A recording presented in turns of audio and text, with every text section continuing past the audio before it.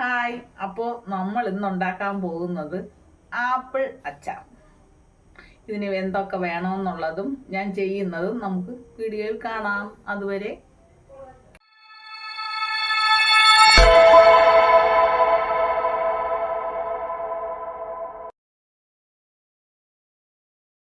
അപ്പം നമ്മൾ എന്നും മാങ്ങ അച്ചാറും നാരങ്ങ അച്ചാറും ഇഞ്ചി വെളുത്തുള്ളി അച്ചാറുകളൊക്കെ ഇതിൽ ഉപയോഗിക്കുന്നത്. നമുക്ക് ഈ പ്രാവശ്യം ഒരു വെറൈറ്റി അച്ചാറിടാം. ആപ്പിൾ അച്ചാറാകുമ്പോൾ ചെറിയ മധുരമൊക്കെ വരും. എൻ്റെ മക്കൾക്കാണെങ്കിൽ മധുരമുള്ള അച്ചാറുകളും അവിയലും അതും ഇതൊക്കെ ഇഷ്ടമാണ്. അപ്പം ഞാൻ വെച്ചൊരു ചെറിയ ആപ്പിൾ അച്ചാർ ഇടാമെന്ന് വിചാരിച്ചേ. ഇതിനകത്ത് വേണ്ടുന്ന സാധനങ്ങൾ ഞാൻ കാണിക്കാം. ആപ്പിൾ അരിഞ്ഞത് ചെറുതായിട്ട്, പിന്നെ വെളുത്തുള്ളി, പച്ചമുളക്, കറിവേപ്പില, പിന്നെ ആവശ്യത്തിന് മുളക് പൊടി, പിന്നെ കായം, മഞ്ഞൾപ്പൊടി, ഉലുവായ, കടുക്. ഇതിനകത്ത് ഒരു കൂട്ടം കൂടെ വേണമായിരുന്നു, നാരങ്ങ. അത് പക്ഷേ ഇല്ല കേട്ടോ, അതുകൊണ്ട് അത് ഇടുന്നില്ല. അപ്പം നമുക്ക് തുടങ്ങാം. അപ്പം നമ്മൾ പാത്രം വെച്ചിട്ടുണ്ട്.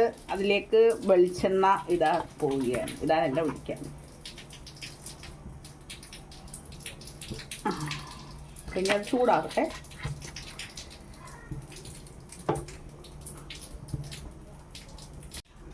ആദ്യം നമുക്ക് കടുവിടാം. കടുവ് അങ്ങനെ പൊട്ടുന്നു. ഇച്ചിരി കുറച്ചിട്ടെ. അപ്പം നമുക്കതിലേക്ക് ഉലുവ ഇടാം. ഉലുവ ഇട്ടു.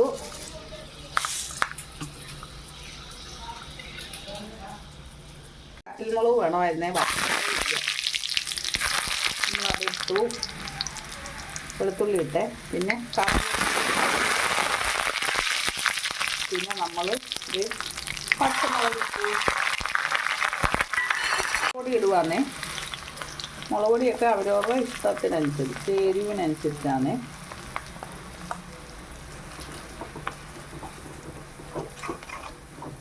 എണ്ണയാണ് ഇത്.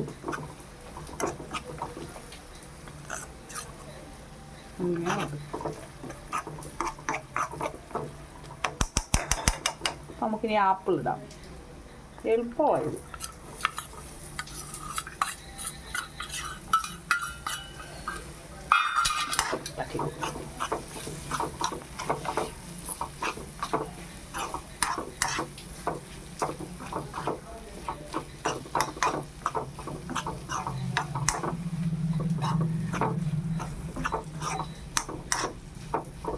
ഇതിലേക്ക് നമുക്ക് കുറച്ച് മഞ്ഞൾപ്പൊടി ഇടാം.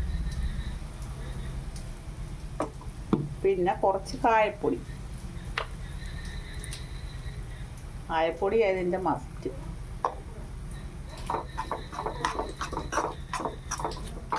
ഇനി ഉപ്പിടണേ. ഉപ്പിടാൻ പോവാന്നേ.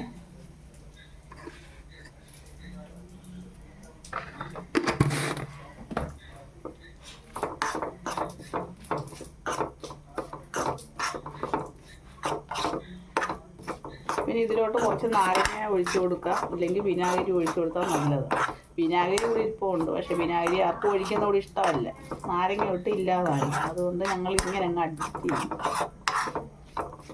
അങ്ങനെ നമ്മുടെ ആപ്പിൾ അച്ചാർ തയ്യാറായി. നമുക്ക് ഇതിൻ്റെ ഉപ്പുണ്ടാകും.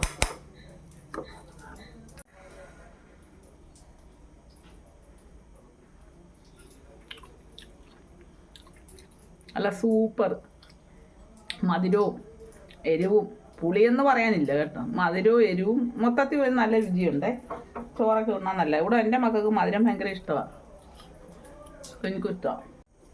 അപ്പം നമ്മൾ ഈ അച്ചാറിന് പിന്നെ വിനാഗിരിയോ നാരങ്ങയോ ചേർക്കണമെന്ന് പറയുന്നതിൻ്റെ മുഖ്യമായ കാരണം ഇതൊരു മധുരമുള്ള അച്ചാറല്ലേ. അപ്പം മധുരമുള്ള അച്ചാറിനൊരു ലേശം പുളിയും കൂടെ വേണ്ടായോ.